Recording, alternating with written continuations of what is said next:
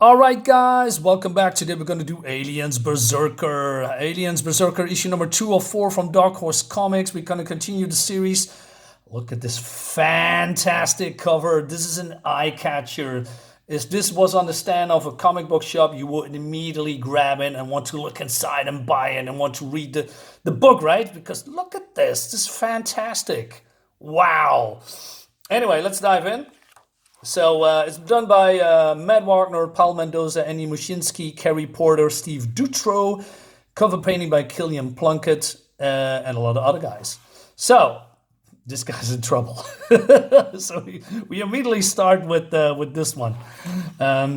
So he's the distraction guy, right? To sacrificing himself to complete the mission, and it seems that the acid is melting his mask, and the mask is basically preventing the facehuggers for entering his throat. And he sees dead companions, but the dead companions are talking to him, and then he's getting facehuggered. It's probably not a word, but you know what I'm saying. Luckily for him, Teep is it was all a nightmare. He said, "Where are we? Still in Quad 949 or searching for the terminal device or service terminal. You ought to give Alice to give you something for those nightmares," this guy says. Jess. I said, "No, thanks, no drugs. I don't want to end up like old Max," this guy probably. If I'm living in a nightmare, I want to know about it. Well, okay, he's basically confronting his own fears, which is good. Meanwhile, this Max guy has been, the Berserker that we see in issue number 1 is being, he's a complete Terminator. He's been, getting sedatives, and also Lara here wants to make sure that he does not wake up, completely crazy and shooting everybody. So it's important that he's being down under until they, reach destination, right? And it seems that this guy has probably volunteered to be locked away in a bug suit for the rest of his life. And, it seems that Alice here is, doesn't really believe that it's voluntary. All right. All right. Maybe we see that. So we have, I don't know, Pop. I mean, they're calling him Pop. He's the captain. And they are going to this giant space station because they are bug exterminators, right? They being, I'm not sure Wayland Yutani is behind this, but more like Earth Company, and they got the command that they have to get rid of the bugs of this giant space station, right? Looks great. Also, I said it in the last issue, but I like the design of the ships. So they are floating towards this biodome, and they saw movement, and of course, aliens. So they go into the briefing room and they make plans how to tackle this. It seems that they need to establish communication in the communications network room, and it seems that only Lara can do it, right? But so Jess says, "Hey, can you just talk to Grissom? Grissom is the one that gave the order. Tell her we're gonna need support."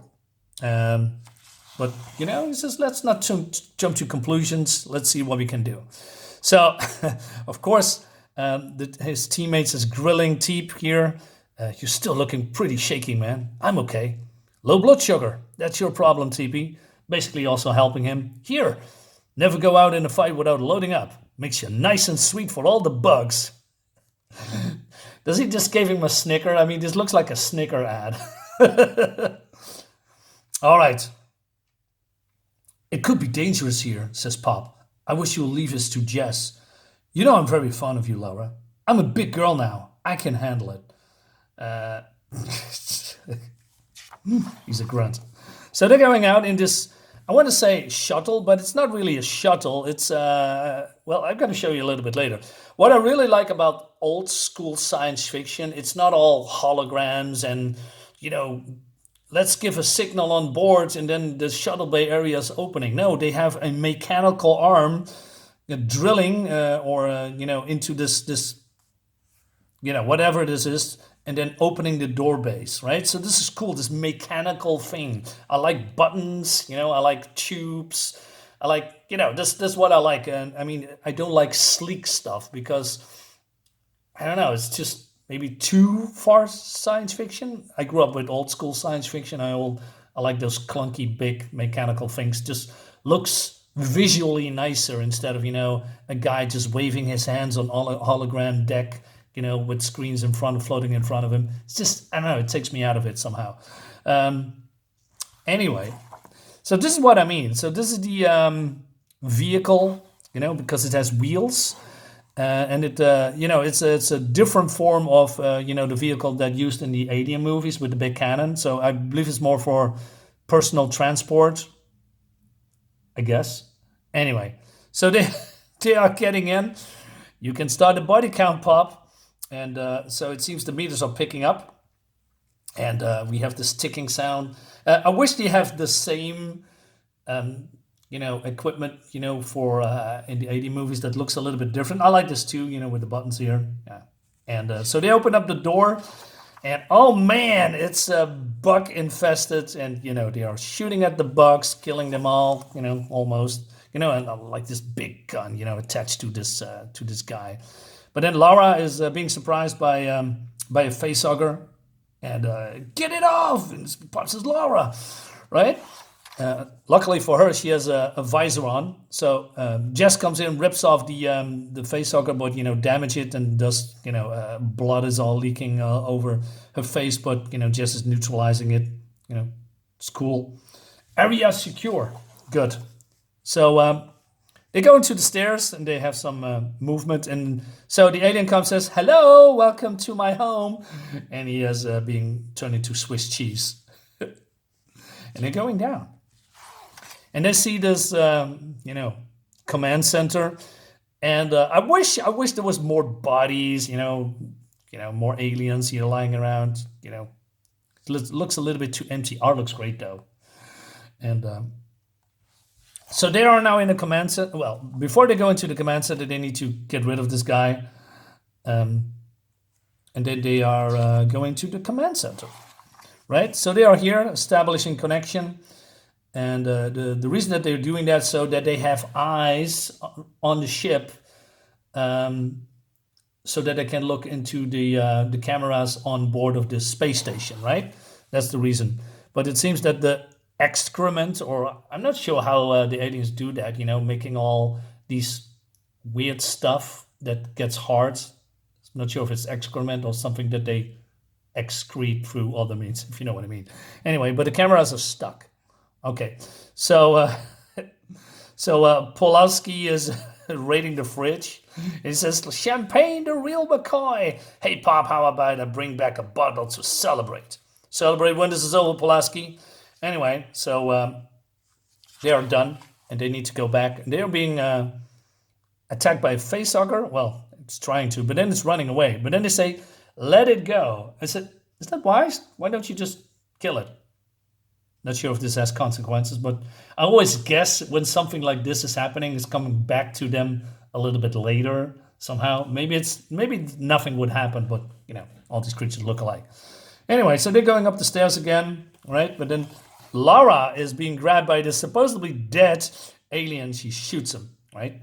And so Jess says, "I'm sorry, I should have made sure." "Way to go, Lara! Blew that sucker to bug heaven." Say this. So they're going back, right, on the shuttle. So it seems that Pops is making contact with Grigson or Griggon, and says, "Hey, this is the mother of all bug hunts, and we need more people. We cannot do it, right? It's too big." So Grigson says, "We need a unit of Marines at least." And Grigson says, "Well, it's not possible. There are no outsiders involved. So we nuke it? I can't allow that." "Well, you better come up with something quick, Mr. Controller, because I am not endangering the lives of my crew members." "I wish there was a way of avoiding it, Izzard. I regret sometimes, for the good of the company, hard decisions must be made. In this case, there are certain complications." Oh, man. Where have we heard that one before? "Switch to Scrambler. This is for your ears only." Dude. "Is that right, Teep? You joined up to get out of the jail? What did you do?" says Alice. "Nothing bad enough to deserve this, that's for sure." So Jesse says, well, it seems that he's a looter, a thief. and he thought that when he, joined the Berserker crew for doing around 30 missions, it would take off 15 years out of prison, right? Or maybe get out of prison for 15 years. Company didn't worry about the finer points of the job, meaning bugs. So Pops comes in. You give Griffin the bad news. When does the cavalry get here? The cavalry is not coming. We're on our own. No way! Nuke the sucker. No failsafe devices are to be used. We are to attempt to secure the terminal intact. These are our orders. We will carry them out. Teep says, it can't be done. We're all dead. That leads us to the next issue. Awesome! I like it a lot.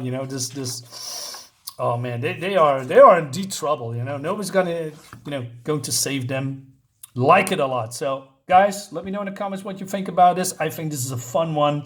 I wish the art was a little bit darker, but the red and the blues and the yellows, it complements. It gives it a more brighter, vibrant feel. But I'm used to getting more darker kind of coloring. Still good. Guys, thank you so much for watching. I see you next time. Bye-bye.